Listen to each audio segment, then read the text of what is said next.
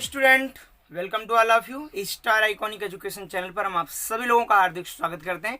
जैसा कि आपने थंबनेल में देखा होगा, आज हम आपके बीच इलेक्ट्रोस्टैटिक्स का पार्ट 5 लेकर आए हैं, जिसमें हम आपको बताएंगे lines of electric force and electric field, मतलब वैद्युत बल रेखाएं और वैद्युत क्षेत्र। तो इसको जानने से पहले, सेशन शुरू होने से पहले हम आपसे कहना चाहते हैं कि यदि आप चैनल पर नए हैं तो चैनल को सब्सक्राइब करें, बेल आइकन को प्रेस करें, जिससे कि हमारे हर नई वीडियो का नोटिफिकेशन आपको सबसे पहले प्राप्त हो। और हाँ, वीडियो शुरू होने से पहले आप कॉपी और कलम लेकर बैठें, जिससे कि दी गई जानकारी आप नोट कर सकें। तो चलिए बिना समय गवाए हम आज का सेशन शुरू करते हैं। तो आज की हमारी टॉपिक है lines of electric force and electric field, मतलब वैद्युत बल रेखाएं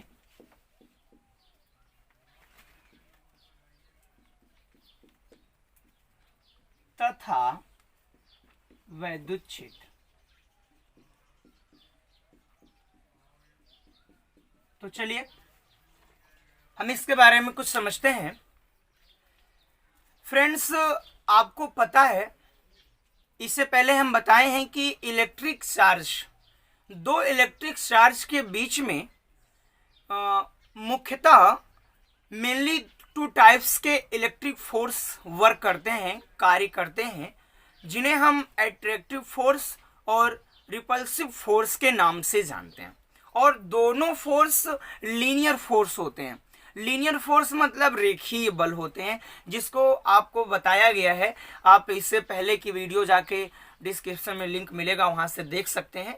तो हमने आपको क्या बताया कि देखा गया है कि दो अलग अलग चार्ज के बीच में एक विशेष प्रकार का इलेक्ट्रिक फोर्स वर्क करता है, और ये टू टाइप्स का होता है, जिसमें एक को हम कहते हैं अट्रैक्टिव फोर्स और दूसरे को कहते हैं रिपल्सिव फोर्स, मतलब आकर्षण बल और प्रतिकर्षण बल।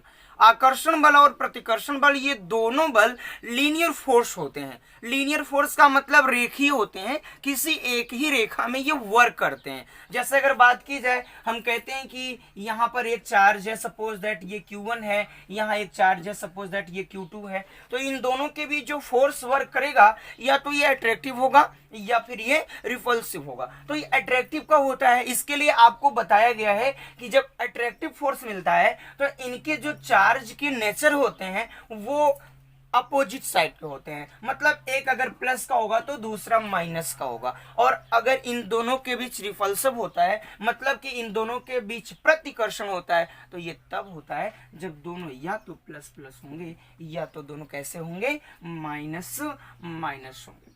लेकिन हाँ, ध्यान दीजिएगा, इनके बीच जो फोर्स लगता है, जो बल लगता है, उसके लिए बताया गया है यदि इनके बीच का वेक्टर खींचा जाए तो वो लीनियर होता है, मतलब कि दोनों चार्ज को मिलाने वाली रेखा पर ही होता है।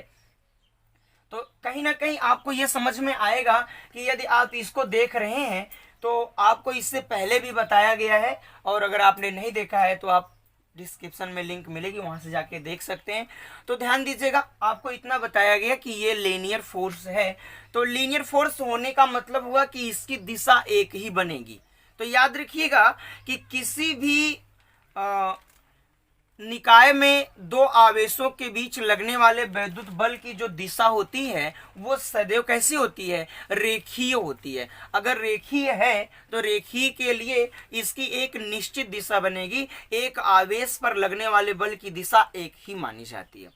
तो इतनी बात अगर आपको पता है या इतनी बात आप समझ चुके हैं, तो एक चीज हम और बताएं आपको कि यदि माना जाए कि प्लस क्यू चार्ज के चारों तरफ, प्लस क्यू चार्ज के चारों तरफ, मतलब हमारे पास एक चार्ज है प्लस क्यू है, और इसके चारों तरफ ढेर सारे टेस्ट चार्ज हैं।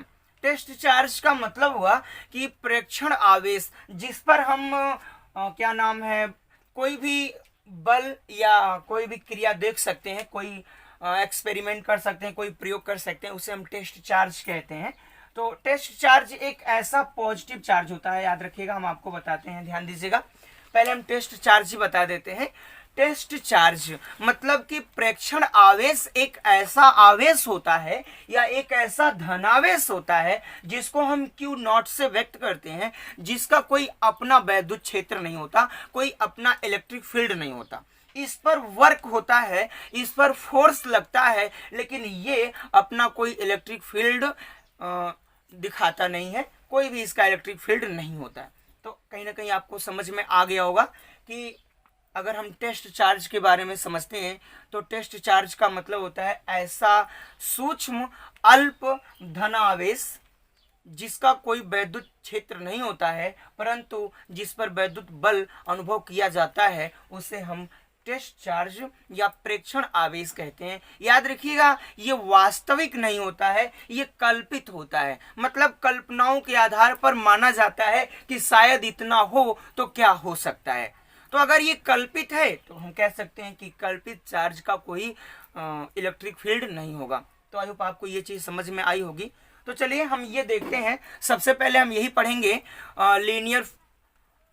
Lines of electric force.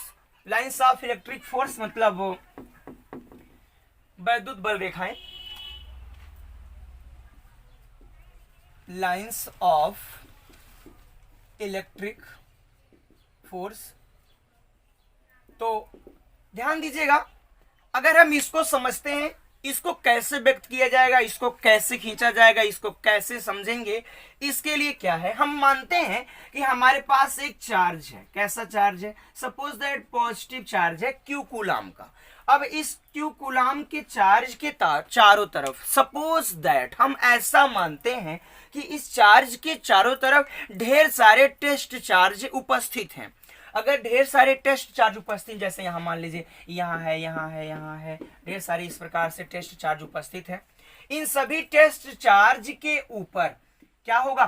ध्यान दीजिएगा, हमने अभी आपको बताया कि जो टेस्ट चार्ज होता है, प्रेक्षण आवेश होता है, उसका कोई अपना इलेक्ट्रिक फील्ड नहीं होता, लेकिन उस पर फोर्स लगता है। तो ये क्या है? ये एक रियल वास्तविक आवेश है जिसके द्वारा वैद्युत क्षेत्र मिलेगा, इलेक्ट्रिक फील्ड मिलेगा।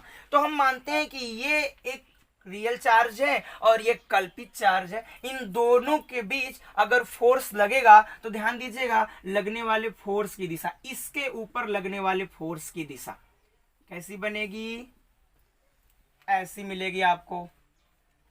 इस पर लगने वाले फोर्स की दिशा सपोज दैट ऐसी हो सकती है, इस पर लगने वाले फोर्स की दिशा ऐसी हो सकती है, इस पर लगने वाले फोर्स की दिशा ऐसी हो सकती है, इस पर लगने वाले फोर्स की दिशा ऐसी हो सकती है, इस पर लगने वाले फोर्स की दिशा ऐसी हो सकती है, इस पर लगने वाले फोर्स की दिशा ऐसी हो सकती है। तो यहाँ आप देख रहे हैं कहीं ना कहीं यदि आपको ऐसा मिलता है तो ये आपको समझ में आएगा ये सब क्या है? ये सब बल को व्यक्त करने वाली रेखाएं हैं। मतलब क्रमशः दो आवेशों के बीच लगने वाले बल को व्यक्त करने वाली रेखाएं खींची गई हैं। तो यदि ये रेखाएं आपको दिख रही हैं तो आप इसको क्या कह सकते हो? इसको हम लाइंस ऑफ इलेक्ट्रिक फोर्स कह सकते हैं, मतलब वैद्युत बल रेखाएं कह सकते हैं। तो ये देखिए, आपको समझ में आया होगा कि ये वैद्युत बल रेखाएं कैसे बनती हैं। तो कहने का मतलब एक चीज और ध्यान दीजिएगा कि यदि आवेश के निकट स्थित प्रेक्षण आवेश गति करने के लिए इंडिपेंडेंट हो, स्वतंत्र हो, फ्री हो, जैसे मान लीजिए ये चार्ज है, ये चार्ज, यहाँ जितने भी चार्ज हैं इनको दिखाया जा रहा है, यदि इन चार्ज के कंडीशन फ्री माने जाए, इंडिपेंडेंट माने जाए, स्वतंत्र माने जाए, तो कहीं ना कहीं आपको क्या बताया गया? टेस्ट चार्ज बताया गया है। टेस्ट चार्ज का मतलब प्रेक्षण आवेश, प्रेक्षण आवेश, और इसको व्यक्त किया जाता है किससे? Q नॉट से। प्लस ये पॉजिटिव होता है, याद रखिएगा। अगर यहाँ पॉजिटिव है, यहाँ पॉजिटिव है, सभी पॉजिटिव है, तो इन दोनों के बीच लगने वाला फोर्स कैसा होगा? रिपल्सिव होगा, प्रतिकर्षित होगा। तो अगर ये देखेंगे प्रतिकर्षण बल लग रहा है, तो प्रतिकर्षण बल के अनुसार यदि इसे हम फ्री कर देते हैं, इंडिपेंडेंट कर देते हैं, स्वतंत्र कर देते हैं, तो क्या होगा? आपको पता होगा, आपको बताया गया है कि जब दो समान प्रकृति के आवेश एक दूसरे के नजदीक आते हैं तो उनके बीच क्या होता है, प्रतिकर्षण होता है, और प्रतिकर्षण होने से ये बाहर की तरफ भागते हैं। तो कहीं ना कहीं ये क्या करेगा, ये बाहर की तरफ गति करने लगेगा, और ये गति करेगा तो वहां तक जाएगा जहां तक इसको क्या मिलेगा, प्रभाव मिलेगा। जहां तक इस आवेश का प्रभाव दिखेगा वहां तक वो गति करते हुए जाएगा। तो कहीं ना कहीं देखेंगे ये कैसा गति कर रहा है, एक लीनियर है, दूर तक जाएंगे तो अगर ये दूर तक जाएंगे तो इनकी दिशाएं जो हैं वो कैसी हैं, रेखीय हैं। तो इसी को हम क्या कहते हैं, इसी को हम कहते हैं लाइंस ऑफ इलेक्ट्रिक फोर्स, मतलब वैद्युत बल रेखाएं कहते हैं। तो इसके अनुसार अगर हम कहें, परिभाषा दें तो कह सकते हैं कि सपोज दैट, एक चीज और सोचिए कि अब इस आवेश को धीरे धीरे निरंतर घुमाना शुरू कर दें। निरंतर घुमाने का मतलब हुआ कि इस आवेश को जहां रखा गया है वहां से हम थोड़ा थोड़ा खिसकाना शुरू कर देते हैं। जब धीरे धीरे घुमाएंगे तो निरंतर ये जो टेस्ट चार्ज हैं इनके ऊपर लगने वाले फोर्स की जो दिशाएं होंगी वो बदलने लगेंगी।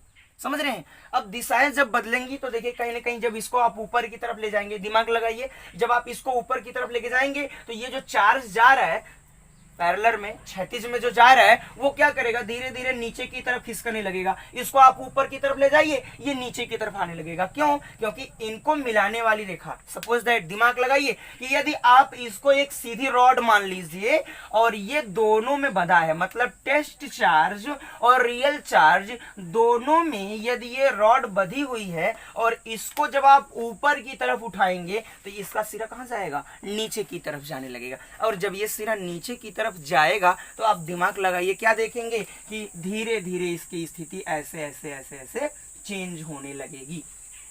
आई होप आपको ये चीज समझ में आई होगी। तो हम क्या बता रहे हैं, हम ये कह रहे हैं कि यदि आवेश को, मतलब रियल आवेश को क्या किया जाए, घुमावदार बल की दिशा में निरंतर बदला जाए, निरंतर परिवर्तित किया जाए, तो टेस्ट चार्ज पर लगने वाले बल की दिशा जो है वो निरंतर बदलती रहती है। अर्थात हम क्या कह सकते हैं, हम कह सकते हैं कि जो टेस्ट चार्ज है वो कर्वेट पथ पर क्या करने लगेगा, गति करने लगेगा। इसका जो पथ होगा वो वक्राकार हो जाएगा, घुमावदार हो जाएगा। तो इसको याद रखिएगा कि किसी वैद्युत आवेश के द्वारा किसी दूसरे आवेश पर लगने वाले बल की स्थिति या बल की दिशा परिवर्तित हो सकती है यदि हम रियल चार्ज को, मतलब वास्तविक आवेश को क्या करें, निरंतर परिवर्तित करते रहें। तो जो टेस्ट चार्ज है उस पर लगने वाले बल की जो दिशा होगी वो निरंतर बदलती रहती है और एक कर्व के रूप में उसका पथ प्राप्त होता है, मतलब कि उसका जो पथ होगा वो घुमावदार हो जाएगा, वक्राकार हो जाएगा। तो आई होप ये चीज आपको समझ में आई होगी। तो ध्यान दीजिएगा, अगर हम बात करें लाइंस ऑफ इलेक्ट्रिक फोर्स की, तो जिस फील्ड में ये होती हैं लाइंस ऑफ इलेक्ट्रिक फोर्स, मतलब कि वैद्युत बल रेखाएं जिस फील्ड में होती हैं, चार्ज के चारों तरफ देख रहे हैं आप, ये चार्ज है, इस चार्ज के चारों तरफ ये जो बल रेखाएं दिखाई जा रही हैं, ये बल रेखाएं एक एरिया क्या कर रही हैं, घेर रही हैं, एक क्षेत्र घेर रही हैं, एक फील्ड घेर रही हैं। तो ये जिस फील्ड में है उस फील्ड को हम क्या कहते हैं, इलेक्ट्रिक फील्ड कहते हैं। तो याद रखिए, एक नोट पॉइंट है, याद रखिएगा कि आवेश के चारों तरफ जो लाइंस ऑफ इलेक्ट्रिक फोर्स हैं, मतलब वैद्युत बल रेखाएं हैं, उस क्षेत्र को हम इलेक्ट्रिक फील्ड कहते हैं। तो कहीं ना कहीं आपको ये चीज समझ में अगर आई हो तो आगे देखते हैं, यदि डिफिनीशन दी जाए। अब इसकी डिफिनेशन, मतलब कि वैद्युत बल रेखाओं की परिभाषा क्या बन सकती है। वैद्युत बल रेखाओं की परिभाषा अगर दी जाए तो हम कह सकते हैं किसी इलेक्ट्रिक फील्ड में किसी स्वतंत्र पॉजिटिव चार्ज के मार्ग को लाइंस ऑफ इलेक्ट्रिक फोर्स कहते हैं। मतलब की बात ये बनती है कि अगर हम देखें किसी भी, यहाँ पर आपको बताया गया ना कि यदि ये फ्री हो, इंडिपेंडेंट हो, चलने के लिए गतिमान हो, स्वतंत्र हो, तो जैसे इन दोनों को पॉजिटिव देखा जा रहा है तो इस पर जो बल लगेगा उस बल के कारण ये बाहर की तरफ भागेगा, और बाहर की तरफ भागेगा तो जिस पथ से होकर जाएगा उसी पथ को हम क्या कहते हैं, उसी पथ को हम वैद्युत बल रेखा कहते हैं। तो कहा जा रहा है कि यदि किसी आवेश के वैद्युत क्षेत्र में, किसी आवेश के वैद्युत क्षेत्र में किसी स्वतंत्र पॉजिटिव चार्ज के मार्ग को क्या कहते हैं? लाइंस ऑफ इलेक्ट्रिक फोर्स कहते हैं, मतलब वैद्युत बल रेखा कहते हैं। चलिए हम यहाँ लिख देते हैं डिफिनीशन, क्या बनेगी इसकी।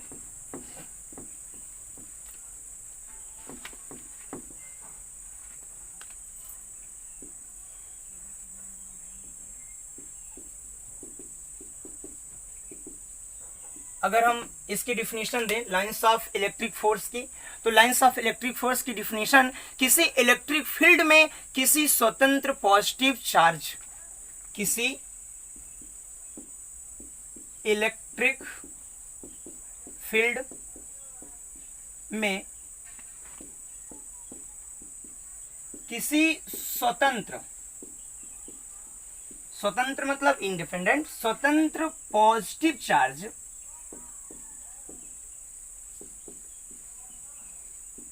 किसी इलेक्ट्रिक फील्ड में किसी स्वतंत्र पॉजिटिव चार्ज के मार्ग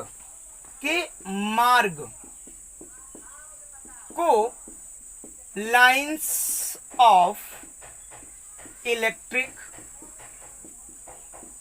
फोर्स कहते हैं। मतलब आपको यह परिभाषा समझ में आई होगी। एक दूसरे तरीके से भी इसकी परिभाषा दी जाती है, किसी आवेश के वैद्युत क्षेत्र में खींचा गया वह काल्पनिक निष्कोण वक्र। निष्कोण, देखिए एक शब्द आया यहां पर निष्कोण, तो यहां पर हम आपको इस शब्द को क्लियर कर दें। निष्कोण का मतलब होता है कि ये जो वैद्युत बल रेखाएं मिलती हैं, ये वैद्युत बल रेखाएं कहीं भी एक दूसरे को काटती नहीं है। ध्यान दीजिएगा, ये वैद्युत बल रेखाएं कहीं भी एक दूसरे को काटती नहीं है। अब अगर आपके दिमाग में ये बात आए कि क्यों नहीं काटती हैं, ये कैसे प्रूफ होगा, कैसे सिद्ध होगा कि सही बात है कि ये एक दूसरे को कहीं काटती नहीं है, तो हम आपको बताते हैं। ध्यान दीजिएगा कि अगर वैद्युत बल रेखाएं एक दूसरे को कहीं काटेंगी तो काटने से देखिए ऐसा क्रॉस बनेगा। यहां देखिए थोड़ा सा मिटा देते हैं,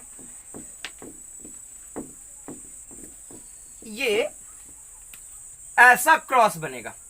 देखिए मान लीजिए ये दोनों लाइंस ऑफ इलेक्ट्रिक फोर्स हैं, वैद्युत बल रेखाएं हैं। इन दोनों वैद्युत बल रेखाओं को यहां पर प्रतिच्छेदित दिखाया जा रहा है, एक दूसरे को यहां क्रॉस कर रही हैं। अब अगर एक दूसरे को क्रॉस कर रही हैं तो यहां पर क्या किया जा सकता है? आप याद रखिए कि किसी भी अवस्था में दो वैद्युत बल रेखाएं अगर एक दूसरे को प्रतिच्छेदित कर रही हैं तो वहां पर दो स्पर्श रेखाएं खींची जा सकती हैं। अगर दो स्पर्श रेखाएं खींची जा सकती हैं तो स्पर्श रेखाएं जो खींची जाएंगी, मतलब कि टेंजेंट लाइंस जो खींची जाएगी, वो लाइंस कैसी हो जाएंगी? वो दो दिशाओं को डिनोट करेंगी, क्योंकि वो दो होंगी और ऐसा संभव नहीं है। क्यों? क्योंकि वैद्युत बल जो होता है वो लीनियर होता है, एक ही दिशा में होता है, उसकी दो दिशा नहीं हो सकती है। तो आई होप आपको समझ में आया होगा कि ये जो क्या नाम है आपको शब्द मिला निष्कोण वक्र। निष्कोण वक्र का मतलब होता है कि वो वक्र तो मिलेगा लेकिन उन वक्र के बीच कोई कटान बिंदु नहीं होगा, वो एक दूसरे को कभी काट नहीं सकती हैं। तो ये चीज अगर आपको समझ में आ गई हो तो हम आगे चलते हैं, दूसरी डिफिनेशन बताते हैं। मतलब कि लाइंस ऑफ इलेक्ट्रिक फोर्स की दूसरी परिभाषा ये बनती है कि किसी आवेश के वैद्युत क्षेत्र में खींचा गया वह काल्पनिक निष्कोण वक्र, स्मूथ कर्व, जिस पर इंडिपेंडेंट पॉजिटिव चार्ज, मतलब स्वतंत्र आवेश चलता है या चलने के लिए स्वतंत्र होता है, उसे लाइंस ऑफ इलेक्ट्रिक फोर्स कहते हैं, वैद्युत बल रेखा कहते हैं। एक बार फिर से बता रहे हैं, ध्यान दीजिएगा कि किसी आवेश के वैद्युत क्षेत्र में खींचा गया वह काल्पनिक निष्कोण वक्र, मतलब स्मूथ कर्व, जिस पर कोई इंडिपेंडेंट पॉजिटिव चार्ज क्या करता है? गति करने के लिए, चलने के लिए स्वतंत्र होता है, उसे लाइंस ऑफ इलेक्ट्रिक फोर्स अर्थात वैद्युत बल रेखा कहते हैं। तो अब आपको समझ में आ गया होगा। दूसरी डिफिनेशन आप लिख सकते हैं, यदि आपको याद हो गई हो तो ठीक है, नहीं तो आप इसको वीडियो को पीछे करके आप इसको फिर से सुन के नोट कर सकते हैं। आगे देखिए, आपको एक बात और बताते हैं कि लाइंस ऑफ इलेक्ट्रिक फोर्स के किसी भी बिंदु पर खींची गई टेंजेंट लाइन, मतलब अभी जो हमने बताया है स्पर्श रेखा, लाइंस ऑफ इलेक्ट्रिक फोर्स के किसी भी बिंदु पर खींची गई टेंजेंट लाइन टेस्ट चार्ज पर लगने वाले बल की दिशा को डिनोट करती है। तो यहाँ देखिए, अभी बताया हमने कि यदि यहाँ मान लीजिए कोई चार्ज है, ये क्यू नॉट टेस्ट चार्ज है, इस पर दो वैद्युत बल रेखाएं आ रही हो। अब दो वैद्युत बल रेखाएं आ रही हैं तो देखिए यहाँ पर क्या मिलेगा आपको, इस पर लगने वाले दो बल की दिशा मिलेगी। तो किसी चार्ज मतलब कि किसी एक ही चार्ज से तो दो वैद्युत बल रेखाएं आ नहीं सकती हैं, इस प्रकार से तो मिलेगा नहीं हमको। तो हम क्या कह सकते हैं कि ऐसा संभव नहीं है, मतलब कि वैद्युत बल रेखाएं कभी एक दूसरे को प्रतिच्छेदित नहीं करती, एक दूसरे को काटती नहीं है।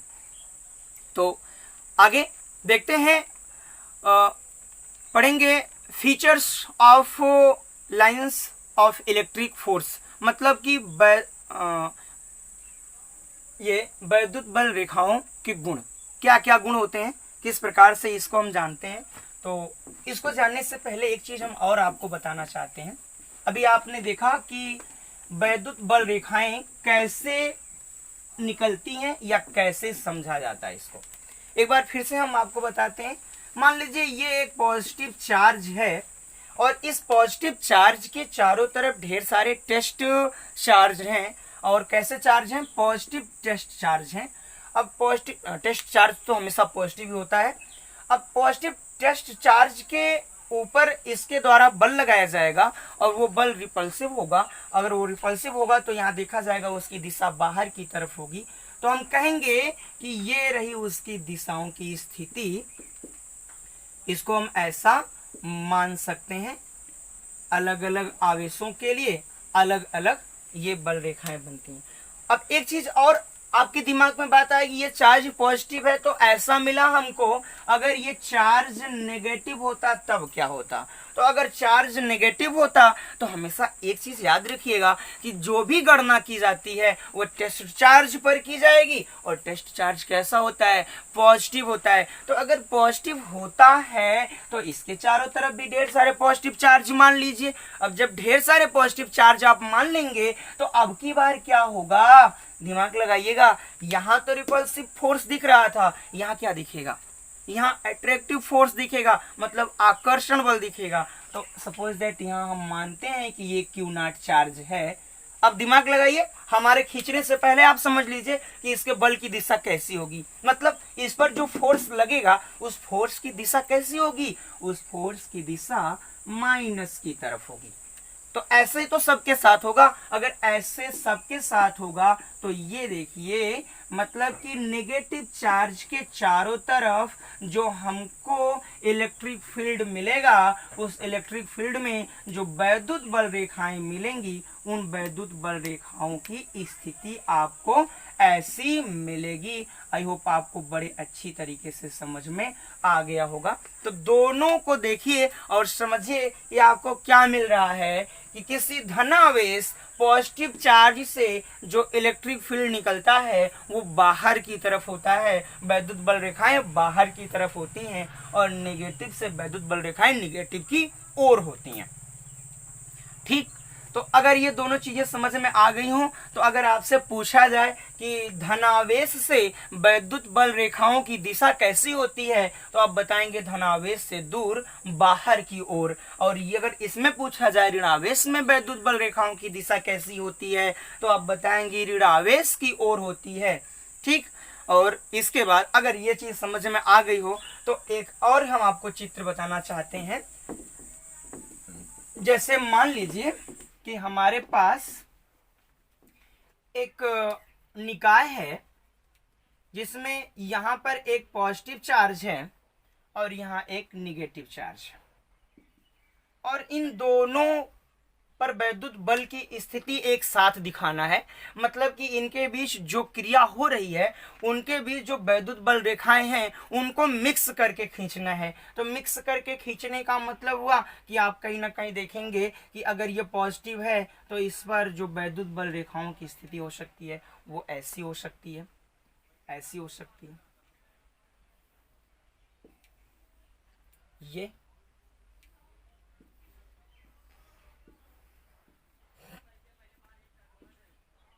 ये ऐसा माना जाएगा। और अगर आप इसमें एरो बनाते हैं तो ये है,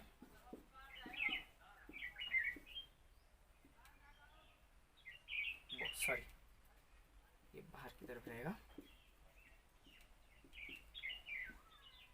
और इसकी ओर सारी वैद्युत बल रेखाएं आती हैं। यहाँ बीच में और ज्यादा सघन कर सकते हैं।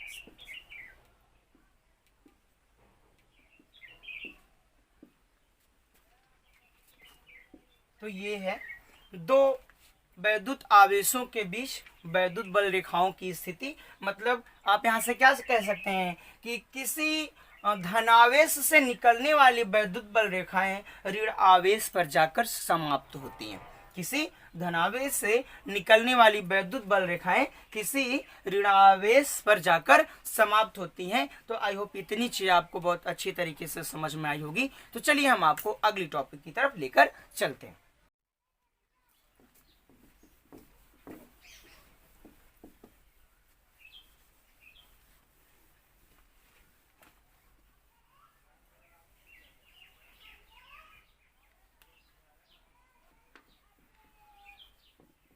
तो चलिए देखते हैं features of lines of electric force.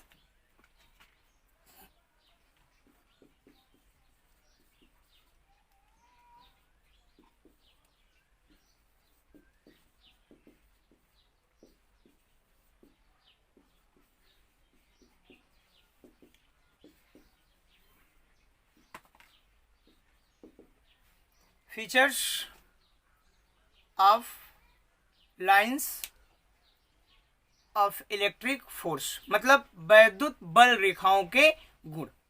वैद्युत बल रेखाओं के गुण। तो अगर आप वैद्युत बल रेखाओं के गुण देखना चाहते हैं, समझना चाहते हैं, तो ध्यान दीजिएगा।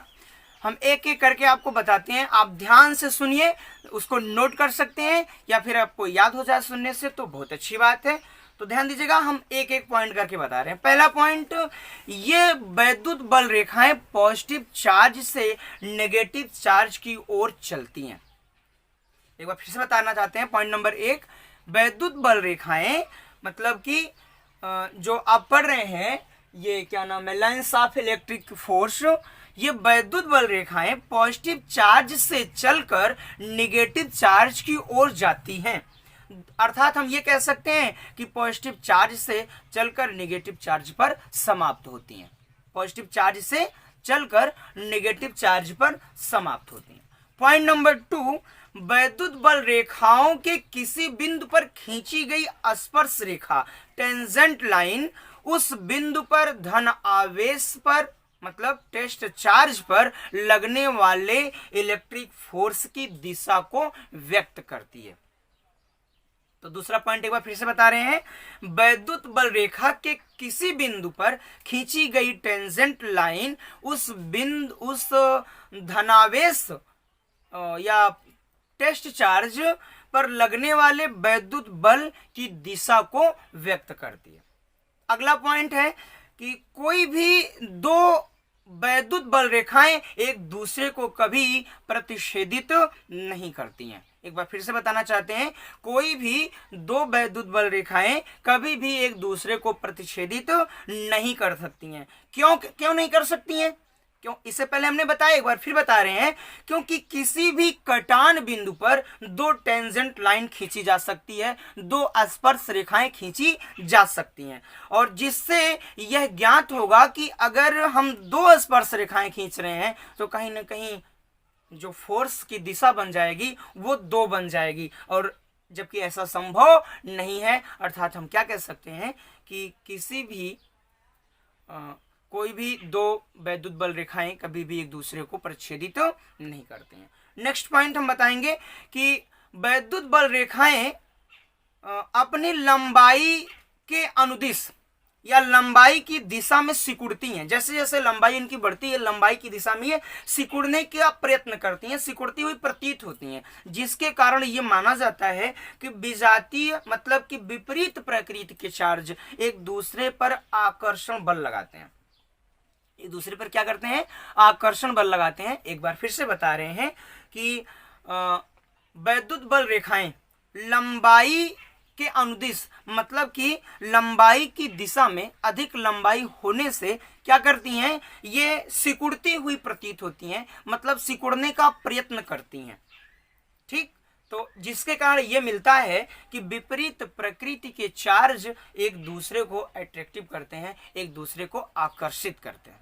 चलिए आगे देखिएगा कि लंबाई, नेक्स्ट पॉइंट है लंबाई के लंबवत। वैद्युत बल रेखाएं लंबाई के लंबवत, जैसे ये लंबाई है तो लंबाई के लंबवत मतलब ऐसी अवस्था में, इस अवस्था में लंबाई के लंबवत, लंबाई के लंबवत एक दूसरे से दूर, मतलब एक दूसरे से दूर जाने का प्रयत्न करती हैं, एक दूसरे से दूर हटने का प्रयत्न करती हैं, जिसके कारण ये मिलता है कि समान प्रकृति के वैद्युत आवेश एक दूसरे को प्रतिकर्षित करते हैं, रिपल्सिव करते हैं, एक दूसरे से दूर जाने का प्रयास करते हैं। तो ये रहे आपके गुण, ये फीचर्स हैं। आई होप आपको बहुत अच्छी तरीके से समझ में आया होगा।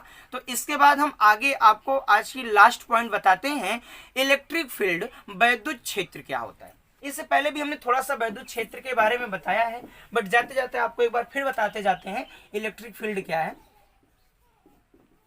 इलेक्ट्रिक फील्ड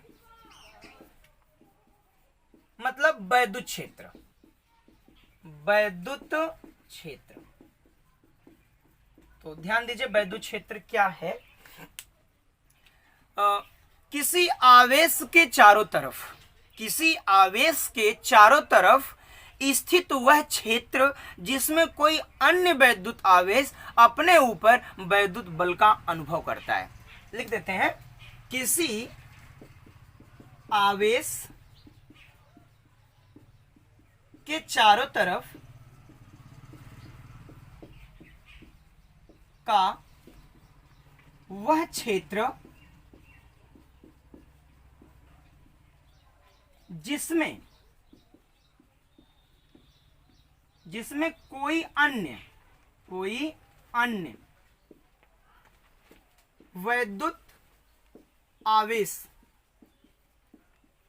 आवेश अपने ऊपर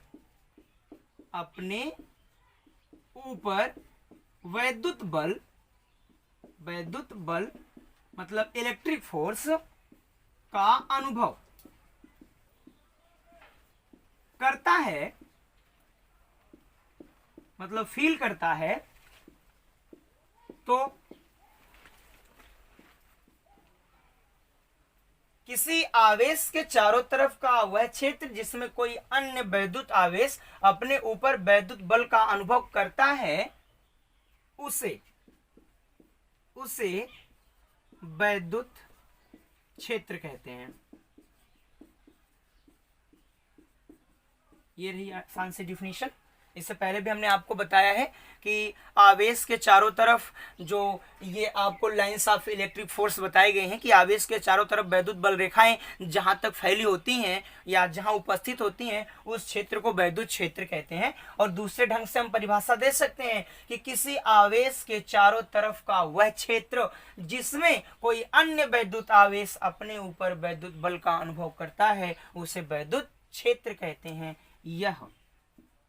यह एक सदिश राशि है।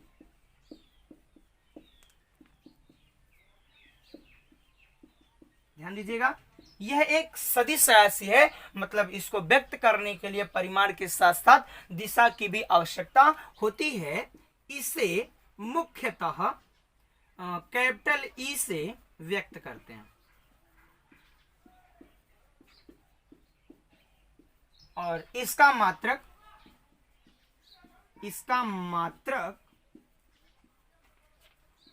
न्यूटन प्रति कूलम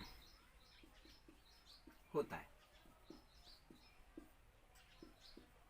तो आई होप इतनी चीज आपको समझ में आ गई होगी। इसके आगे की ढेर सारी जानकारी हम आपको नेक्स्ट वीडियो में देंगे। तो यदि आपको वीडियो अच्छी लगी हो तो लाइक, कमेंट और शेयर करें। वीडियो को अंत तक देखने के लिए आपका बहुत बहुत धन्यवाद। यदि आपके पास कोई क्वेश्चन है तो आप उस क्वेश्चन को कमेंट में डाल सकते हैं, या आप डिस्क्रिप्शन में जाएंगे, वहां आपको टेलीग्राम की लिंक मिलेगी, आप वहां से टेलीग्राम चैनल ज्वाइन कर सकते हैं, जहां आप हर क्वेश्चन का डिस्कस बड़े आसानी से कर सकते हैं। वहां आपको पीडीएफ भी प्राप्त हो सकती है। तो इसी के साथ बहुत बहुत धन्यवाद।